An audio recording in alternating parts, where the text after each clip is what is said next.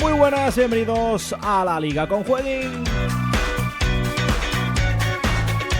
La Liga cierra uno de sus mercados de fichajes más austeros. Un verano más por detrás de la Premier, pero también por detrás de la Serie A o incluso de la Bundesliga. Solo los grandes fichan, solo ellos se gastan dineros mientras el resto buscan migajas por el mercado. Una situación que devalúa aún más el nivel de una competición que hace tiempo que dejó de ser la mejor liga del mundo.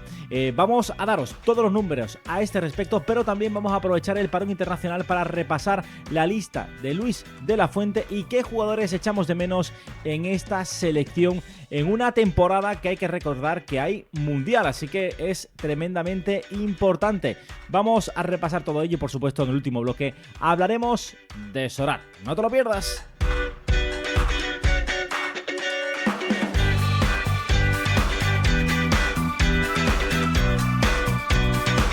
Y para hablar de todo ello tenemos una semana más a mi compañero Javi Rando. Javi, ¿qué tal? Muy buenas.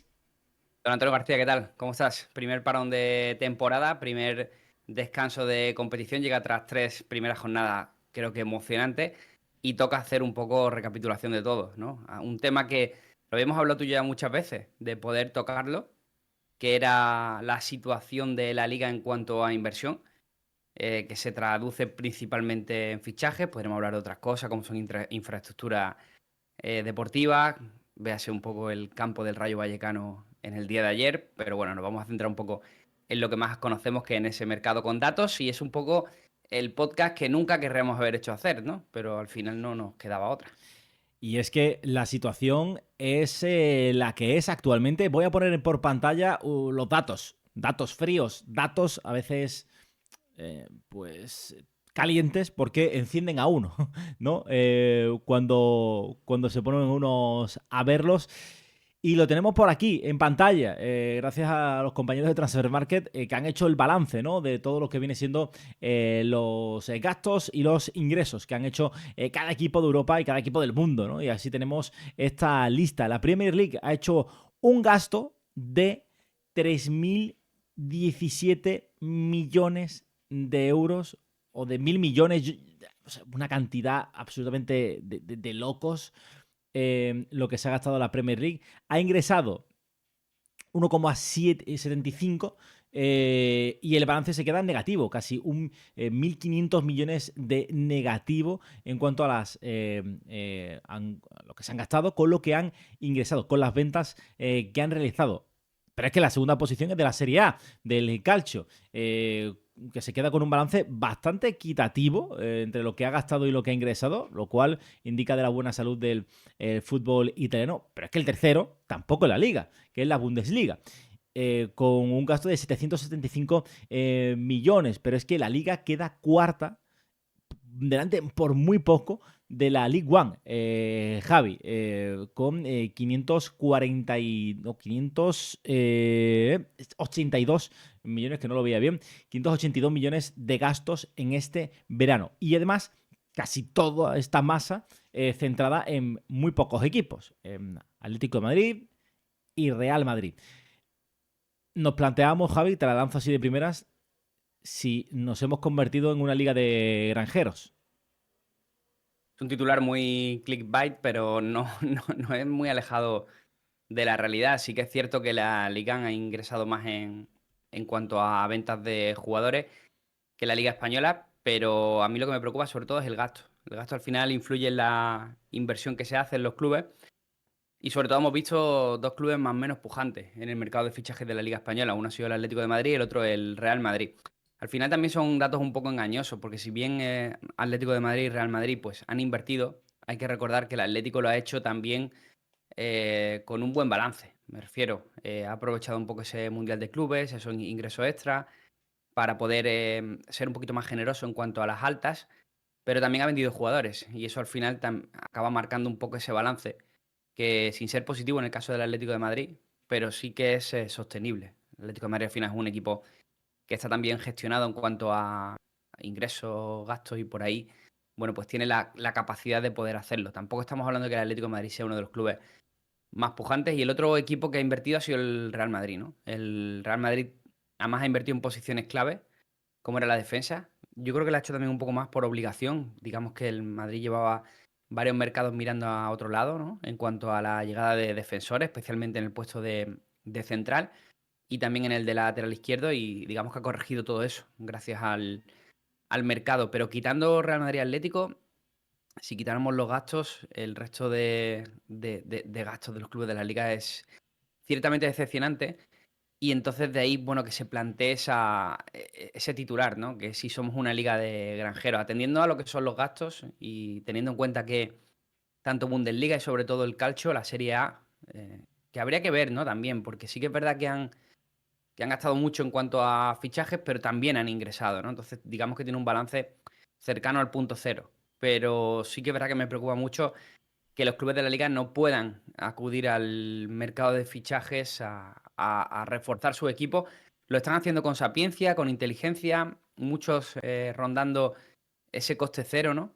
Con jugadores que terminan el club, que terminan contrato con otros clubes, jugadores que tienen un precio bajo. Creo que, por ejemplo, uno de los grandes ejemplos de gestión en cuanto a un fichaje lo tenemos ahora mismo con el caso Uche, por ejemplo, que es un jugador que viene del Ceuta por una cantidad simbólica y acaba marchándose a la Premier por un traspaso de más de 20 millones de euros.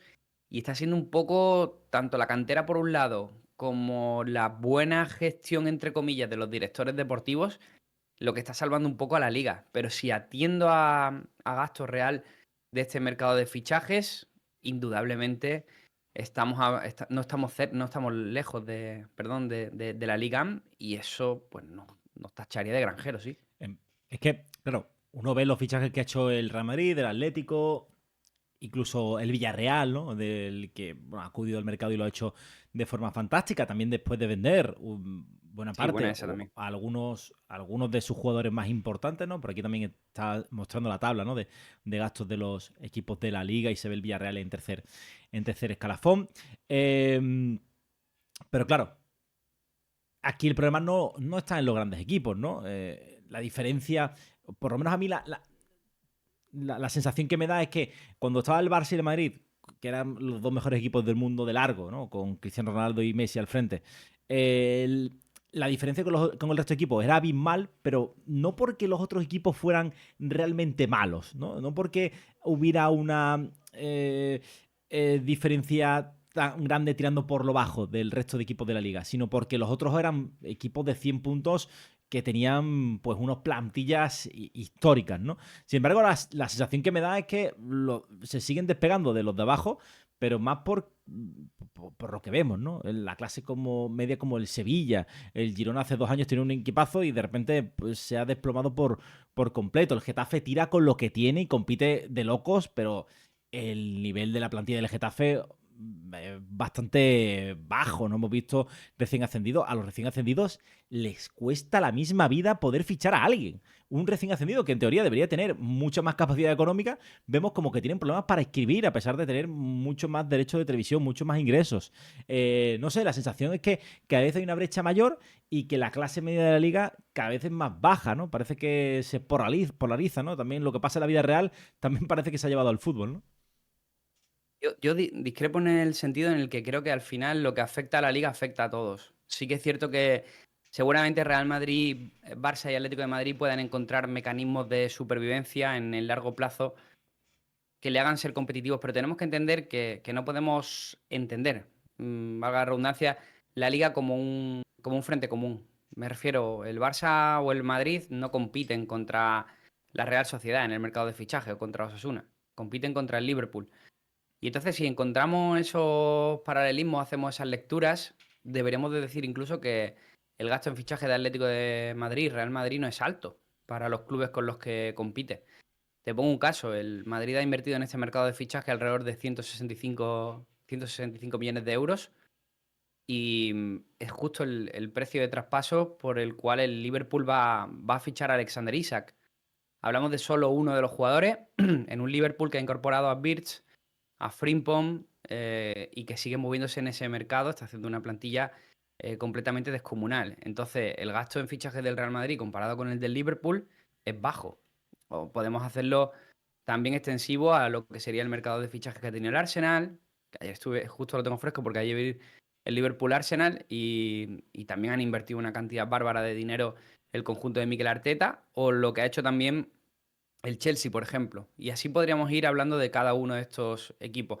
Pongo al Madrid como caso significativo porque es uno de los clubes que más ha invertido en este mercado dentro de la liga. Pero si me voy al Barça, que sabemos que tiene una situación muy particular, una anomalía, porque el Barça realmente ha sido un equipo que si nos retrotraemos a esta última década ha invertido una gran cantidad en fichajes, ha sido un club animador, de hecho, dentro del mercado y no lo está haciendo ahora por una situación de inscripciones en la cual el Barça se ha llevado al máximo nivel.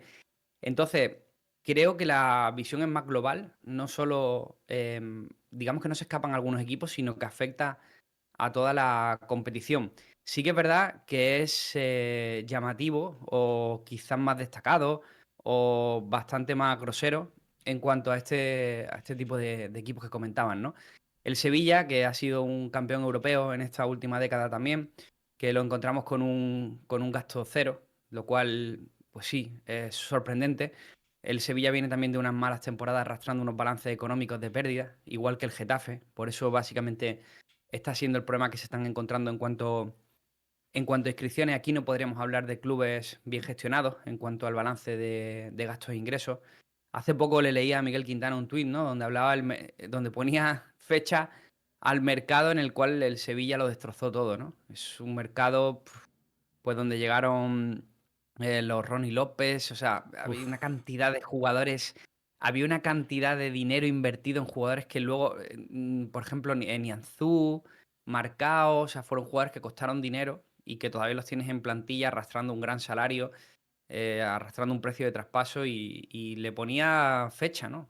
No lo he rescatado, no recuerdo la temporada que fue, creo que es hace tres o cuatro, donde el Sevilla sigue arrastrando la mala gestión de aquellos momentos. Entonces sí, yo creo que afecta a toda la liga en el global y que sobre todo con algunos clubes es especialmente duro.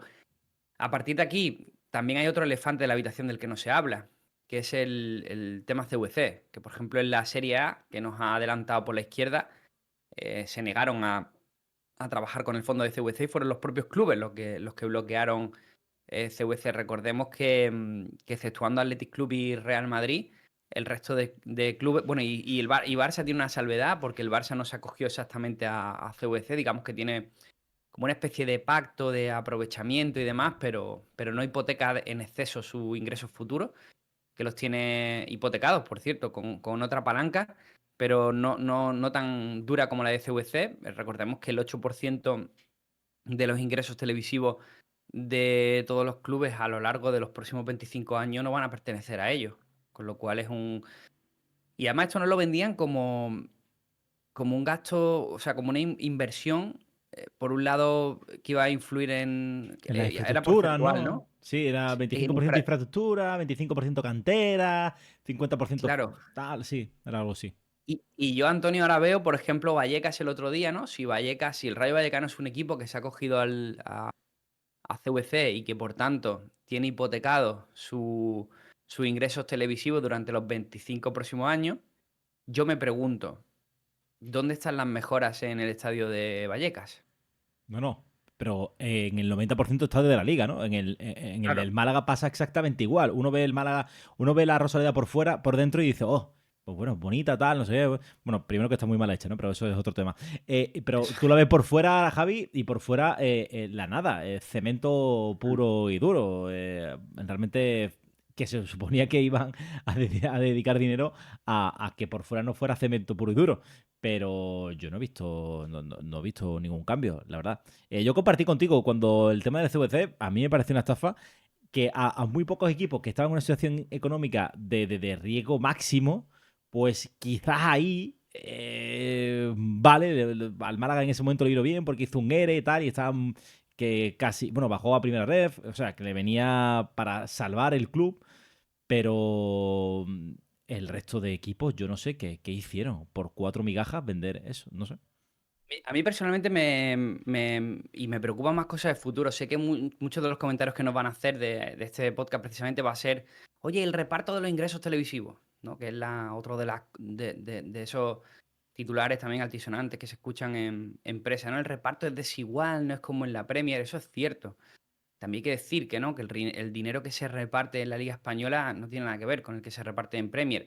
Hay que asumir ya que la Premier es una liga muy bien montada y que por muchos factores que no vienen al caso, tiene un mercado muchísimo más valioso que el que tenemos en la liga. Eso es una realidad. La Premier tiene mucho más mercado, principalmente y podríamos irnos, ¿no? Son varias claves, pero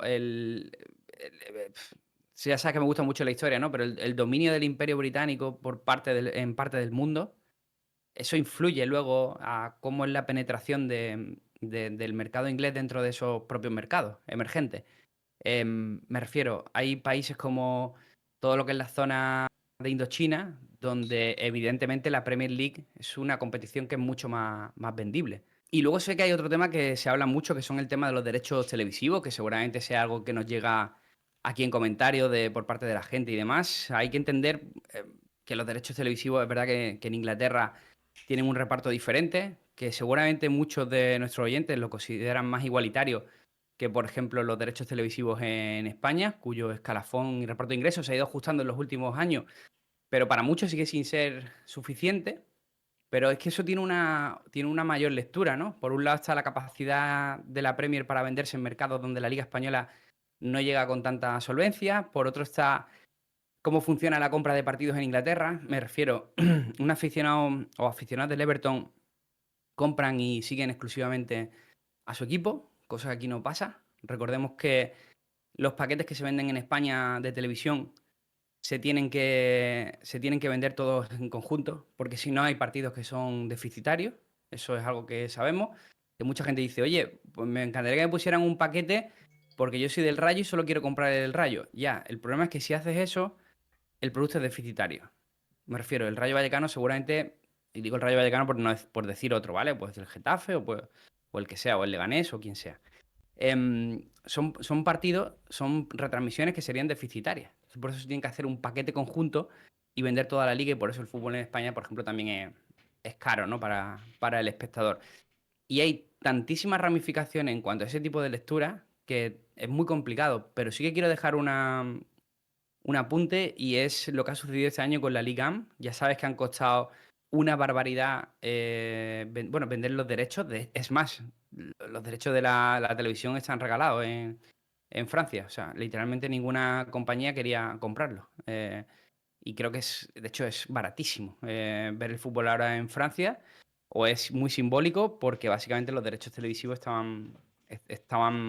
eran deficitarios y por tanto nadie los quería comprar ni nadie los quería explotar. Y yo creo que nosotros ahí tenemos una salvaguarda que es precisamente lo que se critica en cierto momento, que es Madrid y Barça. En la Liga Española no va a llegar a pasar eso, por Madrid y Barça. Pero si no, estaremos ante esa situación exacta. No, no, pasaría. Si no fuera por Madrid, Barça, Atlético en muy tercer lugar, está claro que pasaría porque es verdad que los equipos de españoles terminan compitiendo después en Europa, pero por lo que sea, pues no terminan de ser tampoco atractivos, ¿no? Para el público medio, como lo puede ser un Everton que decía, ¿no? O Sí. la clase media de la Premier League, ¿no? Mira, por ejemplo, un caso, el Sevilla no te lo compran en Tailandia. Yo he estado en Tailandia de viaje y he visto el Leicester y gente con la camiseta y viendo el Leicester. El Leicester concretamente es un equipo que es propiedad de un tailandés. Igual también por Ah. ahí se explica un poco. Si alguien me corrige, estoy bastante seguro que era el Leicester, que fue el equipo que además que ganó la liga. Sí. Pero, pero claro, y luego también esa otra parte. Yo creo que, y esto lo digo sin pruebas, ¿no? Pero a lo mejor a alguien le puede sorprender lo que digo, pero a mí me da la impresión que en la Premier hay un lavado de dinero histórico Puede ser. por parte de los clubes, o sea, de las propiedades que entran. Ya no solo hablo de los clubes de Estado, sino por parte de los gerifaltes o propietarios o príncipes o multimillonarios que hay. Es una liga también donde se está lavando una cantidad de dinero pues obscena. Y por eso también, además, entre ellos tienen ese mercado propio, ¿no? Donde el Chelsea de turno viene a comprarte a Fermín y te ofrece 40, pero luego ves cómo compran por 80 a un jugador que ni te sonaba, ¿no? Que viene del Bournemouth o o del Watford. Sí, sí, Es un como que poco... se... Es más, yo leí algo como que entre ellos sobrepagan para poder mantener un Sí, poco el... sí, eh, sí. Son consecuencias del Brexit también. O sea, quieren fortalecer el mercado interno de la Premier, sí. que también tiene lógica. Pues... a resumidas cuentas, Javi, podríamos hacer ya un balance. Eh, Liga de Granjeros sí, Liga de Granjeros no. ¿Tu conclusión cuál es? Liga de Granjeros sí, pero con ese pequeño asterisco y esa pequeña observación de que, insisto, que todo lo que es el fútbol español, ya vemos, ¿no? En la Premier quiénes son los mejores entrenadores. Son todos españoles. Mikel Arteta, Iraola, Pep Guardiola, Unai Emery. Nos salva lo que es la estructura, la base, la filosofía que tenemos en España de trabajo. Se trabaja muy bien en cantera, se trabaja muy bien en base y eso es un poco lo que nos está salvando. También la inteligencia de esos directores deportivos que llegan y con un presupuesto bastante limitado, como el caso, por ejemplo, del Español, son capaces de conformar o hacer un buen equipo. Digamos que eso es un poco lo que nos salva y luego, mal que pese, también en otras circunstancias, lo que al final acaba protegiendo la liga al completo es esa polarización Madrid-Barça, que finalmente que no deja de ser el partido que paraliza todo, ¿no? Sí que es verdad que Liverpool-Arsenal ayer fue un partido atractivo, fue un partido muy bueno, y es un partido además que seguramente tiene su eco internacional, pero nosotros tenemos la suerte de decir que el partido todavía que lo paraliza todo sigue siendo ese Madrid-Barça, y con un Barça campeón y un Madrid reforzado, creo que hay salud también para rato. También, bueno, en el Barça pues sí podemos encontrar, ¿no?, que ese Messi y Cristiano, que es incomparable, ¿no? Pero bueno, tenemos a Lamine Yamal y a Mbappé, que también generan esa dicotomía villano-héroe, según se mire desde cada lado, que al final también acaba siendo positivo para la liga y acaba reforzando también a los de abajo.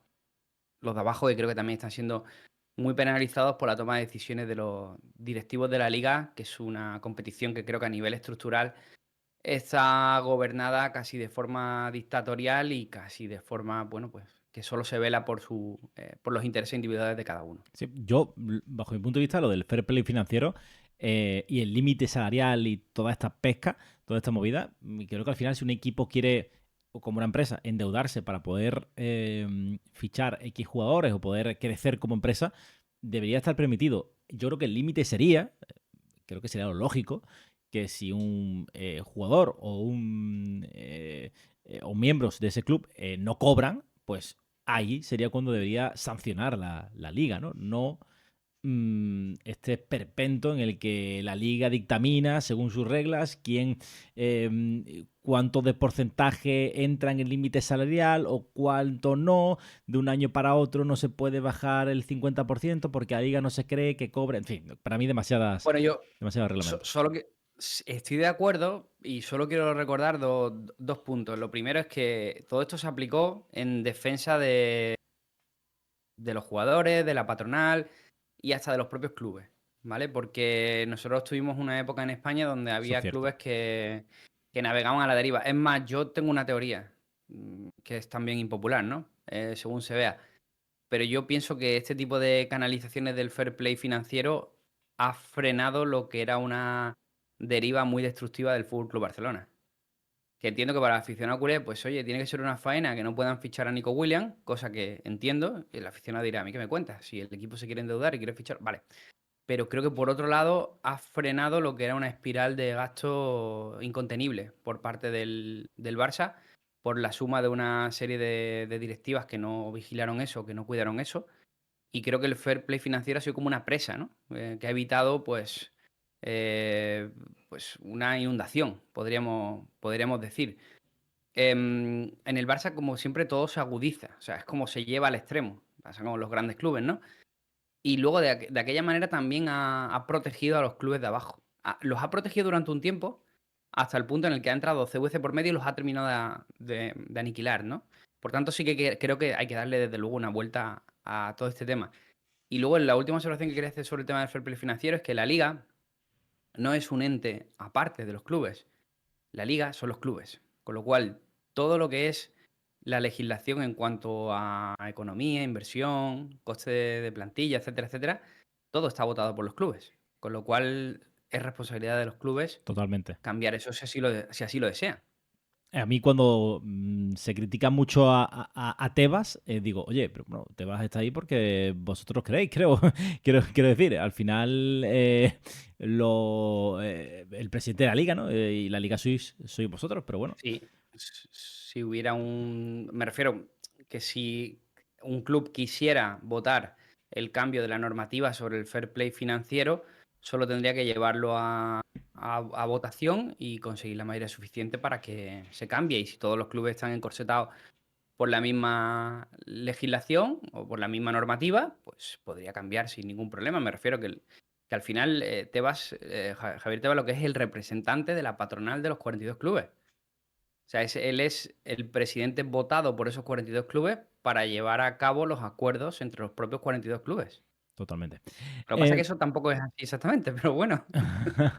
que por cierto, y ya para terminar, en segunda división sí que hay paquetes por equipo. Creo que si pagas X, creo que eran 14 euros o así, no estoy del todo seguro, o 10 euros, puedes ver solamente los partidos de tu equipo. En este caso, pues yo del Málaga o cualquier. Y no sé si en el futuro pues se llevará eso o no, como tú decías, a Primera División. Bueno, eso daría para un debate de un podcast de 3 horas, pero eso se hizo en su época, en la época de Vía Digital y tal, ¿te acuerdas?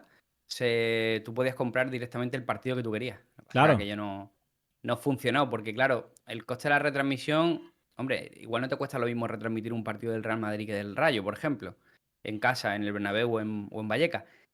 Pero vamos, que tampoco es muy diferente lo que te cuesta generar el coste de generar ese partido. Y claro, el tema es que el beneficio de generar uno o generar otro, pues era mayúsculo. Por eso tuvieron que paquetizar todo el fútbol. Y luego he visto que sí, que es verdad que las televisiones hoy día incluso ofrecen toda la segunda división gratis. O sea, lo cual mola. Y también están haciéndolo con Primera Federación. Yo creo que si algo nos ha enseñado también este Mundial de Clubes, que creo que hay formas de que, hombre, no digo que todo el fútbol sea gratis, pero como poco de minimizar el impacto y de que pueda haber un fútbol consumible por parte del usuario final. sí.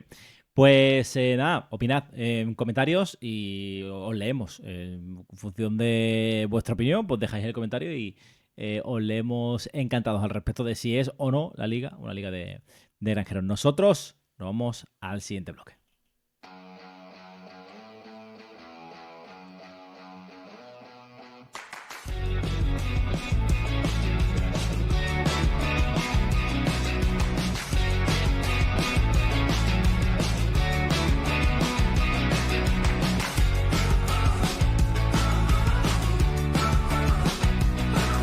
Y Javi, hay año de mundial, hay pues por delante una de las grandes metas de la temporada, ¿no? Hacerse con la Copa del Mundo, nada más y nada menos. Y para ello tenemos pues a la selección española dispuesta a intentar conseguir ese objetivo. Tenemos por aquí la lista de convocados de España para los próximos 2 partidos en los que se va a enfrentar a Bulgaria y a Turquía de fase de bueno, pues clasificación para la Copa del Mundo. Y esta es la lista, lo pongo por aquí, que la tengo por aquí exactamente. Aquí tenemos Unai Simón en portería, David Raya, Alex Remiro, defensas Carvajal, Pedro Porro, Lenormand, Dinghausen, Vivian, Cubarsí, Cucurella, Grimaldo, centrocampista para Rodrigo, Zubimendi, Fabián, Pedri, Mikel Merino, Gavi, Fermín y delanteros para Morata, Oyarzábal, Ferran, Olmo, Lamine Yamal, Jeremy Pino y creo que me falta uno por aquí porque no se ve, y Jesús Rodríguez, exactamente, y Jesús Rodríguez. Para empezar, Javi, año de mundial, ¿qué sensaciones tienes? Me gustaría, antes de analizar, ¿qué sensaciones tienes para este año? Y yo tengo la sensación clara, Antonio, que la selección española es una de las favoritas para llevarse el Mundial y creo que en estos próximos creo que son 6, 7 partidos los que quedan de preparación y bueno, y clasificación, por cierto, porque estos partidos que tenemos ahora justo en este parón son de clasificación. Lo que pasa es que España tiene una situación muy buena de cara a tener su billete para este próximo Mundial de Estados Unidos 2026. Y creo que afrontamos el final de 2025 y el inicio de 2026 bastante expectantes y siendo una de las selecciones claramente favoritas, ¿no? Porque si al final resumimos selecciones o equipos que puedan estar ahí, Ya lo vimos, bueno, España viene con la vitola de ser la última campeona de Europa y no es poca cosa, pero si seleccionamos un ramillete de equipos que vayan a competir contra esta selección española de Luis de la Fuente, pues encontramos, yo creo que con credibilidad absoluta a Argentina. La verdad que a Argentina le doy, además también está siguiendo un proceso evolutivo de cambio respecto a la Argentina campeona del mundo hace ya 3 años, va para 4 años. Y luego siempre hay que tener en cuenta, ¿no? Selecciones potentes como sean tanto Inglaterra como Francia, incluso Alemania, evidentemente, pero por ejemplo de todo lo que es el cono americano y otras partes del mundo, es que ni siquiera Brasil la podemos tener en cuenta como una selección potente con ese cambio de entrenador de Ancelotti. Y creo que España está en una situación inmejorable por todo ese fruto, construcción de plantilla que tiene, más el potencial de jugadores jóvenes y sobre todo porque tiene muy claro lo que juega. Y creo que eso solo lo puede representar también Argentina. Creo que es otra selección que es muy fiable, que sabe lo que juega y del resto tengo bastantes dudas. Sí. Portería. Unai Simón, David Raya, Alex Ramiro. Aquí vamos a hablar claramente. Joan García. Leía Cañizares Sí, ayer decir que va a caer por su propio peso, que va a ser el portero, no sé si titular, pero que obviamente va a estar va a estar en el Mundial. Para mí, me voy a mojar, para mí es el mejor portero español del momento. Si no es titular es porque galones, etc, etc, etc, pero para mí debe ser el portero titular de España. para mí Joan García no está en la convocatoria por decoro, básicamente, porque el seleccionador no se lo llevó el año pasado siendo portero del Español y en 2 partidos solo disputados hasta la lista de Luis de la Fuente no podía haber habido una evolución en Joan García que hiciera lógico su llamada. Para mí su llamada ya era necesaria la temporada pasada, donde yo mismo dije aquí y en el podcast de Jornada Perfecta que para mí había sido el mejor portero de la liga, de los 20 equipos de la liga, el portero más resolutivo, el portero más relevante. Y de hecho ayer lo vimos en Vallecas. Joan García va a seguir creciendo esta temporada en el Fútbol Club Barcelona como para ser tenido en cuenta de cara a la selección española. Dicho lo cual, yo no creo que como titular. Creo que muy mal lo tiene que hacer Unai Simón para que se le mueva de la portería de la selección española. ¿Por qué? Porque son ese tipo de cambios que son muy difíciles de hacer. Me refiero, Unai Simón es un portero bastante solvente con la selección española y si entendemos la selección española como una plantilla, como un equipo, como un club, que es lo que tenemos que entender, yo creo que ya hay que salirse de eso, ¿no? Hay que salirse un poco de aquellas convocatorias de la selección española donde había 7 u 8 nombres nuevos por cada convocatoria en función del estado de forma, ¿no? Las plantillas de las selecciones ya funcionan, pues eso, como un club, donde hay una serie de jugadores fijos que muy mal lo tienen que hacer para salir.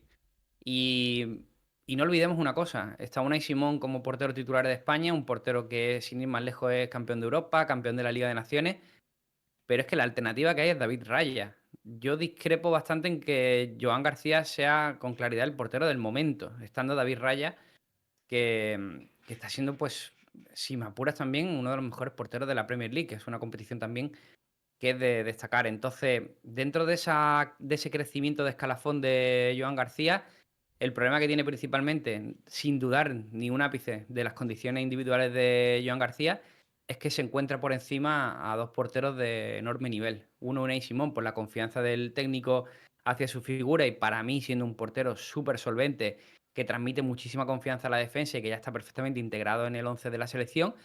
Y el otro es el aspiracional de David Raya, que lleva ya durante 2 o 3 años tocando la puerta de la titularidad y que se ha encontrado con el muro del portero del Athletic. Ahora bien, sí que es verdad que no entiendo a Alex Romero como tercer portero. Y luego hay una narrativa que es que el tercer portero siempre tiene que ir a sumar y no a molestar, ¿no? No sé si van por ahí los tiros y Luis de la Fuente no ha querido abrir esa carpeta que tú abrías ahora mismo con Joan García.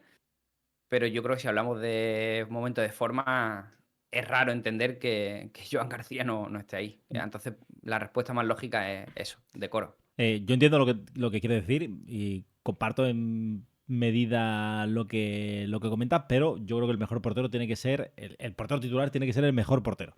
Y para mí el mejor portero es Joan García, por lo menos por delante de Unai Simón, y a David Raya es que no lo veo tanto, entonces no puedo decir, lo que le he visto me ha gustado, pero tampoco puedo ser y hacer aquí un alegato de si es mejor o peor, porque la verdad es que lo he visto muy poco, los compromisos internacionales continentales con el Arsenal, con los partidos, contra rivales españoles, pero poquito más, ¿no? Defensas, ¿qué te falta? ¿Qué te falta en defensas? De lo que hay aquí, ¿eso es lo que llevarías al Mundial? Yo creo que no, pero está muy cercano a lo que va a llevar al Mundial. A mí lo más sorprendente me parece la llamada tan pronto de Dani Carvajal. No tanto la de Rodrigo, que la analizaremos ahora cuando lleguemos al centro del campo. Creo que la integración de Rodrigo en el City ha sido un poquito más acelerada que la de Dani Carvajal al Real Madrid. A mí el otro día me sorprende la titularidad de Carvajal en Oviedo. Es verdad que hizo un partidazo. Y el otro día le entra en la segunda mitad contra el Mallorca. Y de nuevo volvemos a ver a para mí es sorprendente Carvajal porque es que ha tenido una lesión muy grave, ¿eh? Es que no es un cruzado normal. Fue una rotura de menisco, el cruzado por dos lados, o sea, fue una rotura, de verdad, yo dudaba muchísimo que Carvajal volviera a estar a su nivel. No digo que esté a su nivel, pero solo veo indicativo de que puede ser que tenga un buen nivel. Y me parece muy clarificadora la llamada de Luis de la Fuente. O sea, tanto por un lado la de Rodrigo, que ahora la hablamos, pero la de Carvajal me llama más la atención, ¿no? Entonces creo que ese lateral derecho, donde estaba yendo Mingueza, claramente pues va a ser para Carvajal y para un Pedro Porro, que es un perfil muy diferente a Carvajal y creo que por ahí tienes ambos, ¿no? En izquierda, Cucurella es el mejor lateral izquierdo de España. De eso tampoco hay ninguna duda. O sea, realmente sí, puede estar Valde por momentos por encima. Ahora se habla también mucho de Álvaro Carreras, que creo que es un perfil también muy interesante. Pero el mejor a nivel regularidad es Cucurella. Entonces creo que por ahí no va a cambiar mucho. Y luego tiene ese perfil tipo Grimaldo, que es un jugador que también se ha sentado muy bien en la selección. Y me parece que también va a ser difícil de moverlo de ahí, ¿eh? O sea, incluso si tanto Álvaro Carreras como Valde, y vuelvo a repetir, pues son los dos jugadores que suenan más por Madrid y Barça, Valde ya ha ido a la selección, pero Carreras ni siquiera eso. Por mucho que lo hagan bien, tienen que hacerlo muy bien para mover a Grimaldo de esa posición de lateral suplente.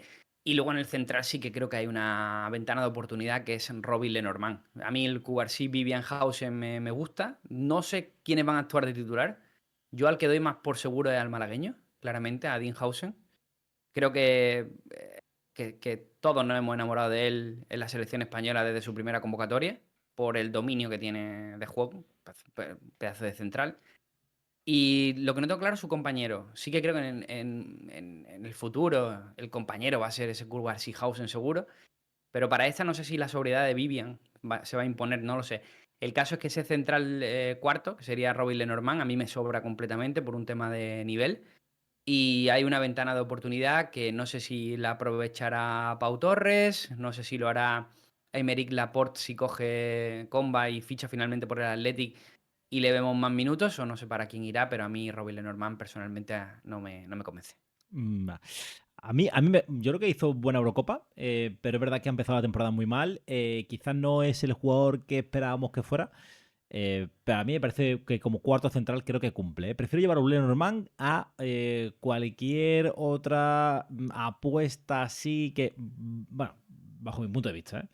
Centrocampistas, ¿qué te falta en el medio del campo? No sé si...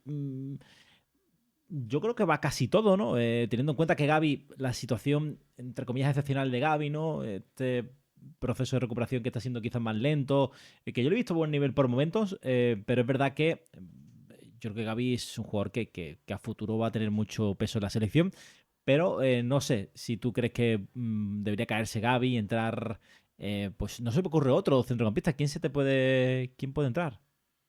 Bueno, yo creo que yendo posición por posición, primero hablaremos del pivote, que sería Rodrigo Zubimendi, que creo que es un pivote muy asentado. Rodrigo teóricamente tiene que trabajar para encontrar su mejor nivel y ser titular, pero ojito con... A ver, creo que en principio Rodrigo tiene que ser el titular, ¿no? Pero cuidado con Zubimendi, que ya es líder del Arsenal. Yo le vi el otro día jugando contra el Liverpool y mostró una personalidad arrolladora en estos primeros encuentros con el Arsenal y no se va a producir ese sorpaso, porque yo creo que Rodrigo Hernández tiene que encontrar su nivel y ser el jugador que comande ese centro del campo, pero ojito ahí, ¿no? Fabián Pedri es indudable, Mikel Merino igual. Y Gavi, bueno, estamos pendientes también de saber si acude con la selección española. Seguramente no lo haga por esas molestias de rodilla. Y Luis de la Fuente opte por llamar a otro jugador en su lugar. O sea que creo que se va a caer de esta convocatoria. Yo creo que Gavi, pues igual, hay que entender la llamada de Gavi como la llamada de un jugador que es parte de un club, que en este caso sería la selección española.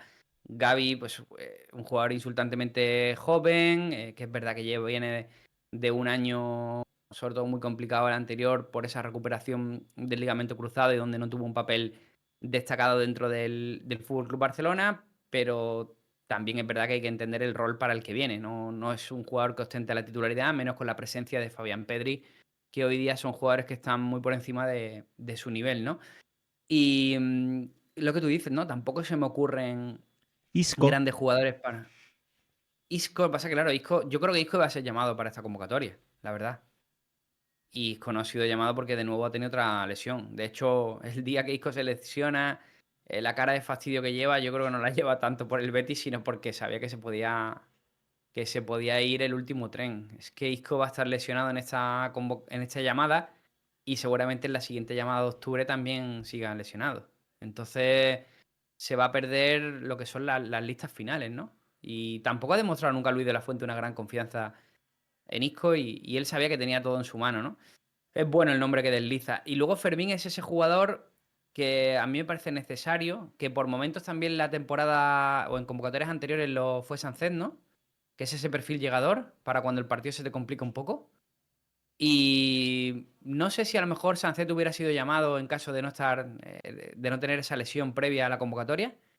Pero bueno, creo que también se viene apostando por Fermín de hace tiempo, que se coló también en la Eurocopa y pertenece también a esta lista de jugadores. Entonces, bueno, me parece un centro del campo que tiene muy poco análisis, aparte del nombre que deslizabas de Isco. Es que tampoco veo ningún centrocampista ahí que pueda romper o llamar a la puerta. Poquito más. Y delanteros, ahí quizás tres nombres propios, porque yo creo Oyarzábal, Ferran, que es un jugador que es útil, ¿no? Lo estamos viendo en el Barça, es útil como en su rol, ¿no? Saliendo desde el banquillo también lo hace bastante bien. Olmo, Lamine, Nico, todos estos son fijos. Aquí tres nombres propios. Uno, Morata, que es, con todo el cariño, el más, pues puede ser uno de los jugadores más odiados de la historia de la selección española, no lo sé. A mí me causa todo lo contrario, a mí me causa ternura, pero no sé por qué la gente odia tanto a Morata.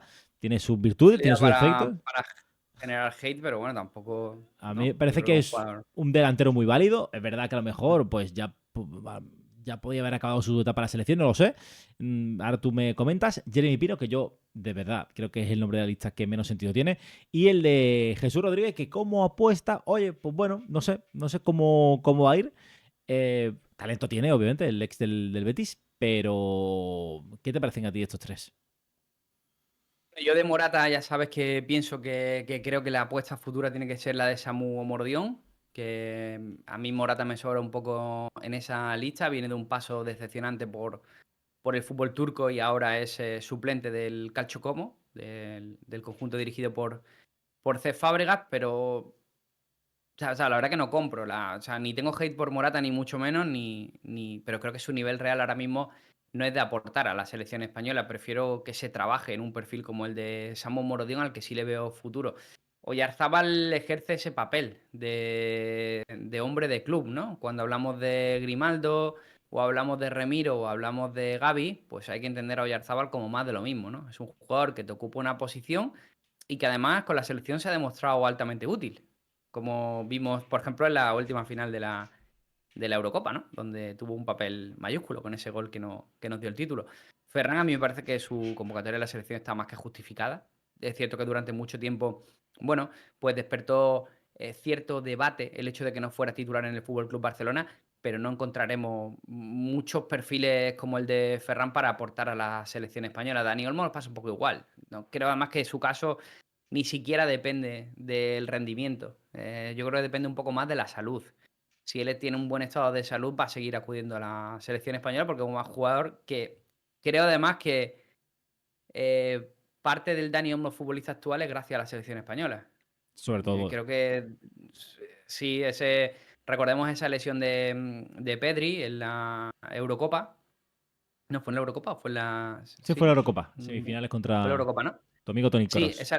esa lesión de Pedri, que luego provoca la titularidad de Dani Olmo, que también acaba siendo decisivo para la selección española. Y creo que, de hecho, aquel buen papel es lo que le vale. Luego su fichaje por el Fútbol Club Barcelona y la continuidad de Dani Olmo en estas convocatorias no tiene lugar. Y luego, para mí, lo que son los dos mejores jugadores de la selección son Nico y Lamine. Lamine, claramente, el jugador franquicia de esta selección española, pero muy bien escoltado por Nico Williams en la otra banda y que además es que es un valor diferencial que no tiene ninguna selección española. Sobre Jeremy Pino es otro jugador de club para Luis de la Fuente porque siempre lo ha llamado. Es un jugador muy importante para él. Y Jesús Rodríguez es esa típica sorpresita que nos depara siempre el seleccionador, que es ese típico jugador aspiracional que puede hacer buen trabajo, acudir a la selección española y demás. A mí me ha sorprendido mucho su convocatoria, la de Jesús Rodríguez, pero bueno, tampoco le doy mucha más importancia. No lo veo, sinceramente, en el Mundial como jugador de la convocatoria final de Luis de la Fuente. Tampoco. Ahora vienen los partidos que decíamos contra Bulgaria y Turquía. Vamos a ver cómo se desarrollan a cabo. En principio, España tiene encarrilada ya lo que viene siendo la clasificación y no debería haber ningún problema para que sentenciar ese pase para la cita mundialista.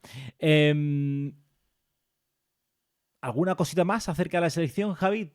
¿Tú crees que puede haber alguna... o nos mojamos con alguna sorpresa que a lo largo de la temporada digas tú, pues este va a terminar yendo al Mundial? ¿Se te ocurre así algún nombre propio? Por ejemplo, Oh, Liso, del Getafe.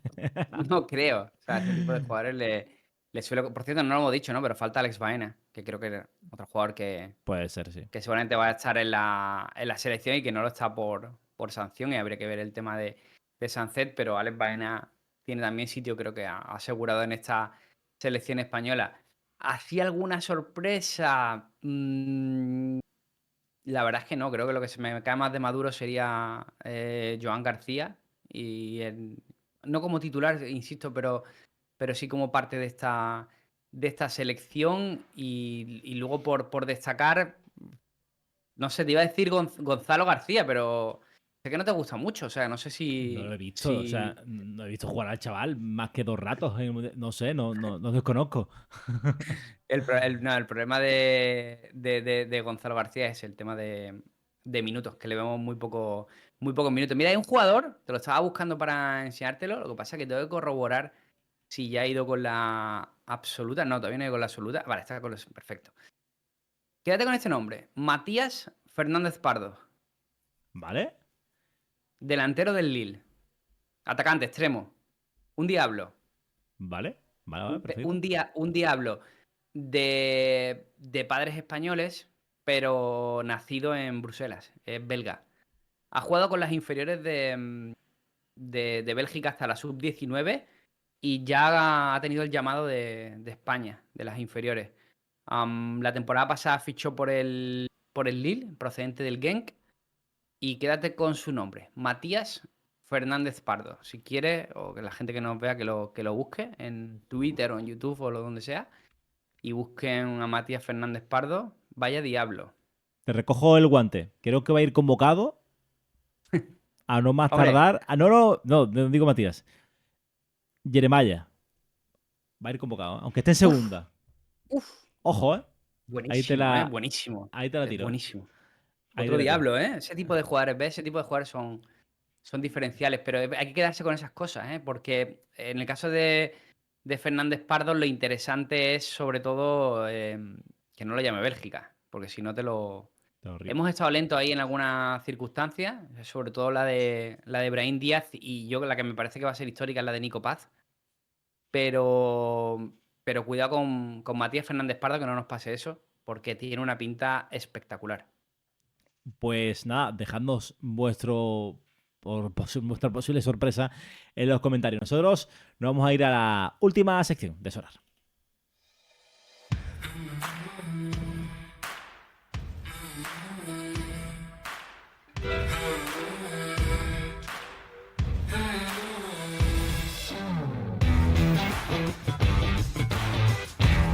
Llegamos a esta última sección Fantasy, Javi, y quiero que me cuentes, ¿qué me vas a traer hoy? Pues mira, Antonio, hoy vamos a hacer un scouting de defensa. Si recuerdas, ya hicimos el de porteros, que por cierto he de decir que no salió que ni pintado, porque uno de los jugadores que recomendamos fue un Aaron Scandell, que está siendo de momento, creo que el mejor portero de la liga en Sorar, lo cual, cuidado, no es poca cosa. Y vamos a ver si tenemos la misma tasa de acierto hoy con ese scouting de defensa, donde vamos a hablar de jugadores, además jugadores que te suenan y que los conoces bien.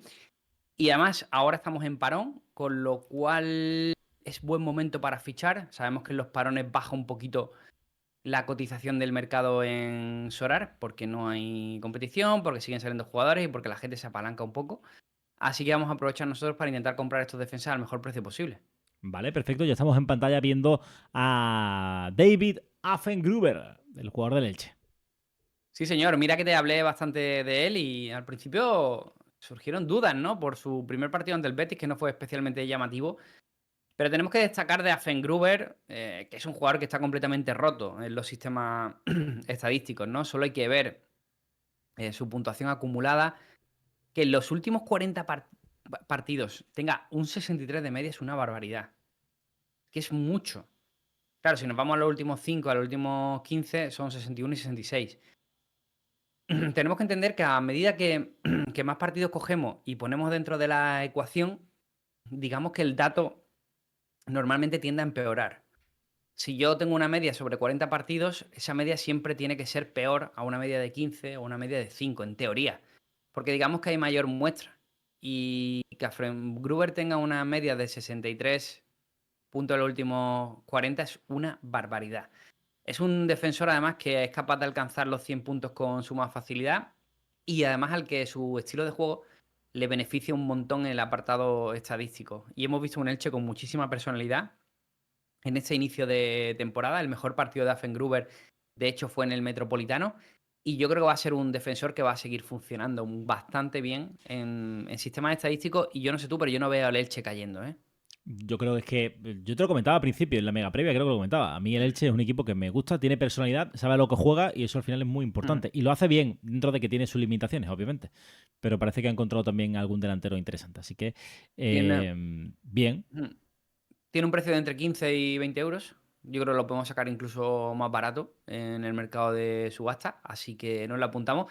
Y nos apuntamos también a su compañero de equipo, Vigas, que es como el Affengruber barato, ¿vale? En este caso podemos encontrarlo algo más barato, entre 12 y 10 euros aproximadamente. Pero claro, el tema de Vigas es que su estilo de juego también es muy similar al de Affengruber. Es con la indicación de que Vigas es un jugador mucho más veterano que tiene 10 años más que Affengruber, pero se convalidan muy bien en esa defensa. Y de hecho, los números de Vigas en estos últimos, en este inicio de competición están siendo mejores que los de Affengruber, así bueno.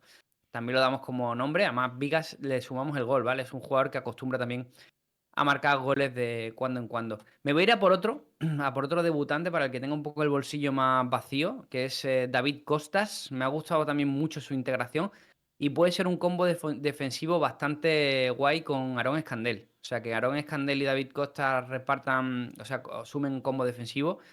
Puede ser una buena apuesta. Recordemos que David Costa se perdió el primer partido de Liga por sanción acumulada de la temporada anterior y que su debut fue contra el Real Madrid, un partido donde el equipo encajó 3 goles y donde David Costa sumó 64 puntos. Su precio es, como decimos, inferior a los jugadores del Elche.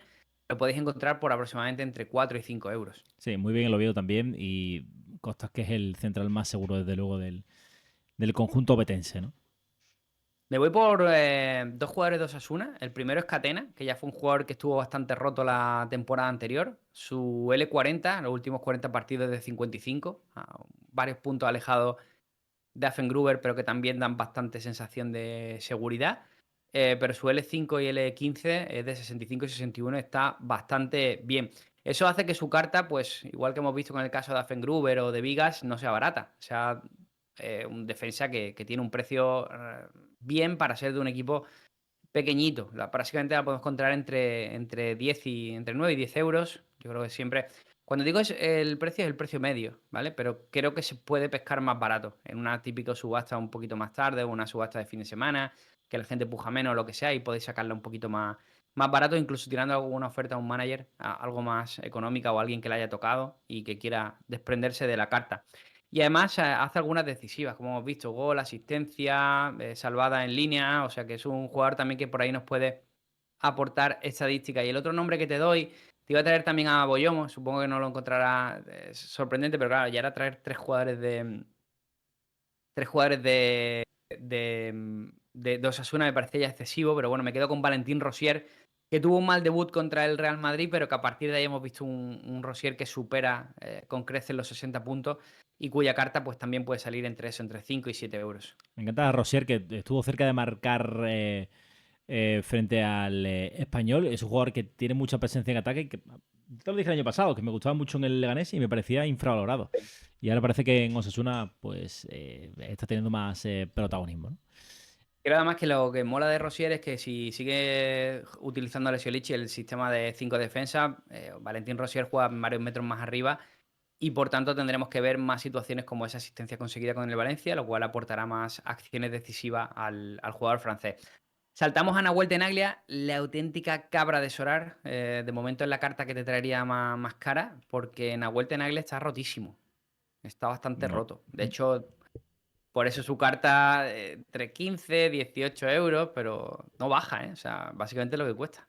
Puntuó muy bien. Es que además es muy bueno. O sea, como lateral llega muy bien a la línea de fondo y participa mucho en acciones de gol o directamente es que comete muy pocos errores. Es un defensa que me encanta.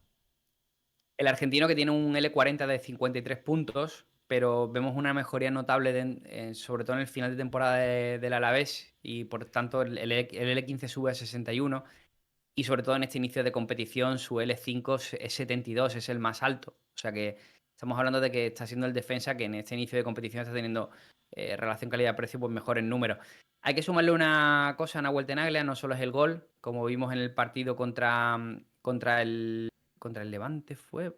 No, ¿contra quién marcó Tenaglia? Sí, Contra el Levante, sí, sí. contra el Levante, sí, fue en el último minuto. Sí, sí, el gol en el último para darle la victoria. Sino que además le suma una acción que es importante, que son las acciones de salvadas, ¿vale? Y también de penalti conseguido. O sea, es un jugador al que le hacen penalti, como vimos el día del Atlético de Madrid, también tiene acciones sobre la línea. Son salvadas, son acciones decisivas que le hacen empepinar, pero luego tiene un juego muy coherente. Así que Nahuel Tenaglia casi diría que es de las cartas que tienen que ser más tu objetivo. Y el Nahuel Tenaglia del año pasado fue claramente Marcos Alonso también. Fue otra carta muy parecida. ¿Qué ha pasado con Marcos Alonso? Que ha caído un poquito en desgracia. Se perdió la última jornada contra el Villarreal por molestia física. Y es verdad que ha jugado los 3 primeros partidos de liga, pero está sujeto a esas míticas rotaciones de Giraldez y no, al igual que el resto de defensa, pues nos vuelven un poco locos. ¿Qué ha pasado? Que Marcos Alonso ha caído su precio a 6 euros. Es una carta que ahora mismo está bien de precio. Y a mí me gusta porque creo que es una carta bastante utilizable y que la temporada pasada, sobre todo, nos respondió mucho Marcos Alonso con el tema de tanto el lanzamiento a balón parado como los penaltis y jugadas de córner y tal. Así que a mí me parece un jugador para apuntarse. Gran jugador, que ahora con el Eurocelta veremos si no juega menos y tal, que tiene pinta, ¿no? Por las rotaciones de Giraldez. Lo que está haciendo eso, que este tipo de jugadores sean más dudosos, es el tema de las titularidades o no titularidades. Bueno, me voy a por otro que funciona en estadística una barbaridad, que es Quique Salas. Lo que pasa es que en el caso de Quique Salas lo que nos da un poquito de miedo es el Sevilla, como conjunto, ¿no? Sobre todo después de este cierre de mercado, con la venta de Luque Bacchio, la posible llegada de Alexis Sánchez, en fin. A nivel colectivo nos deja dudas, pero ojito a sus 3 primeras jornadas, ¿vale? Decía que Tenagler era el jugador que mejor había puntuado, con permiso de Quique Salas, ¿vale? Son 77, 95 y 56, ¿vale? Es un jugador que estadísticamente también está bastante rotito. Funciona bien y además sub-23. Por eso su carta cuesta unos 10 euritos. Me gusta mucho Quique Salas. Tirando de la cantera, que el Sevilla parece que tanto Sí, gastar dinero, tanto desfalco, teniendo en la sí. cantera jugadores que podrían haber subido al primer equipo, ¿no? Y otro parecido a Quique Salas, que funciona también muy bien en sistema estadístico, es Omar El Hilali, del español. Que sí que es verdad que tiene digamos, esta mala acción, este mal día contra la Real Sociedad, su penúltimo partido, donde tuvo un error que costó gol, pero luego sus otros dos partidos son inmáculos, superando los 60 puntos. Por eso su carta puede ser un poquito más baratita. Se puede conseguir entre 3, 4 o 5 euros al bueno de Omar El Hilal. Y luego nos vamos a una carta que ha perdido un tanto de valor porque no está teniendo un gran inicio de temporada, pero para mí es de los mejores defensores que podéis comprar en Sorar, que es Dani Vivian. Es verdad que no ha tenido, como digo, un inicio de competición especialmente bueno, con 36, 59, 35, con un L5 acumulado de 32 puntos, que es muy bajo. Por eso su carta ha bajado unos 14, 15 euros. A mí me parece una grandísima oportunidad la compra de Dana Vivian, que como vimos la temporada pasada, es un jugador que también está bastante rotito en estadística y que va farmeando puntos por todos lados. Y si a lo mejor os genera dudas, pues iros por Areso, que es más barata, son 4 o 5 euros, ¿vale? Es una carta interesante y que también ha tenido una integración bastante buena en Athletic Procento Osasuna, con 68 y 63 puntos. Y estará echando falta cartas un poco más caras, ¿no, Antonio? Sí, ¿me traes alguna o qué? Bueno, ahí estoy viendo, ¿no? Mira, voy a apostar por la compra de Renato Veiga, porque está solo a 5 o 6 euros las cartas nuevas de nueva temporada. Cuando hablo de precio, por cierto, siempre estoy hablando de cartas nuevas, de nueva temporada, ¿vale? No incluye cartas clásicas. 5, 6, 10 euros. Renato Veiga lo ha fichado el Villarreal para que sea capitán general.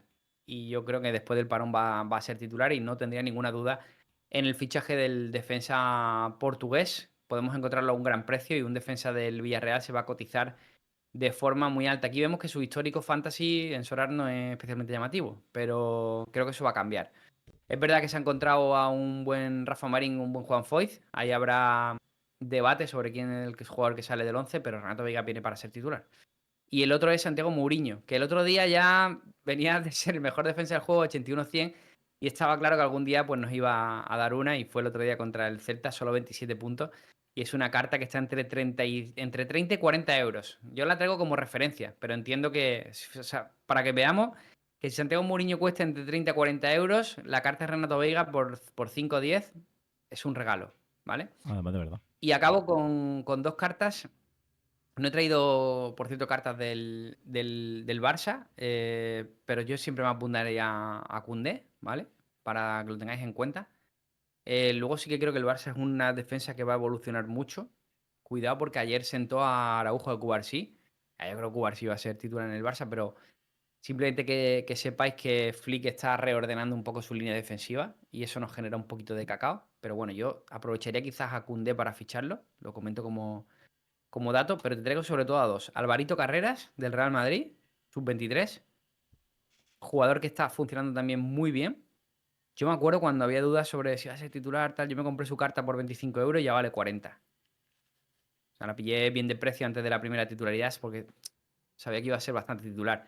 Pero está funcionando muy bien en estadística y el otro día la salvada que mete contra el Mallorca, una acción bastante espectacular que recordó casi un poco al carácter de Ramos o de Puyol, ¿no?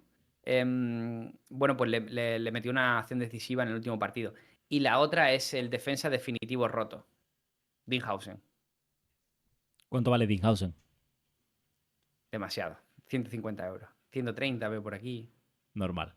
Yo me la quiero comprar, pero me acuerdo, tío. Después de llegó a estar en 50. Yo la vi por 50, 60, 70, 80. Y me pareció cara, tío. Vaya cagada. Pues sí. Es que es el jefe final, tío.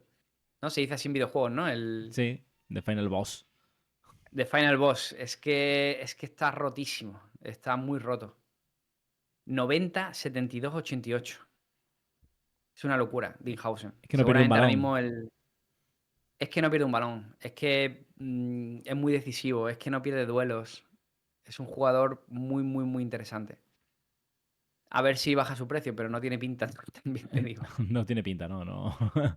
No parece que lo vaya a hacer. Sí. Y Pues además, en Solar siempre hay una cosa que es: ¿a quién pongo de capitán, no? Hay muy pocos jugadores que te den esa garantía, ¿no? Yo, por ejemplo, me acuerdo cuando Cross estaba en activo, era mi capitán siempre. Digo, Cross no me falla. No sé, ahora, por ejemplo, el que juegue con Pedri, pues sabe que más o menos siempre puede tirar de Pedri, que no le va a fallar. O Lamine tal. Eh, Dinhausen es un jugador que puedes poner de capitán y sabes que no te va a fallar. Entonces, eso también se suele agradecer. claro, y por eso la pasta que vale. Nada, chicos, hasta aquí hemos llegado con el capítulo de hoy. Hay parón, pero hemos estado aquí trayéndoos toda la mejor información y todo el mejor debate. Javi, ha sido un placer. Nos escuchamos. Un abrazo, Antonio. Nada, Cuídate. chao, chao, chao, chao.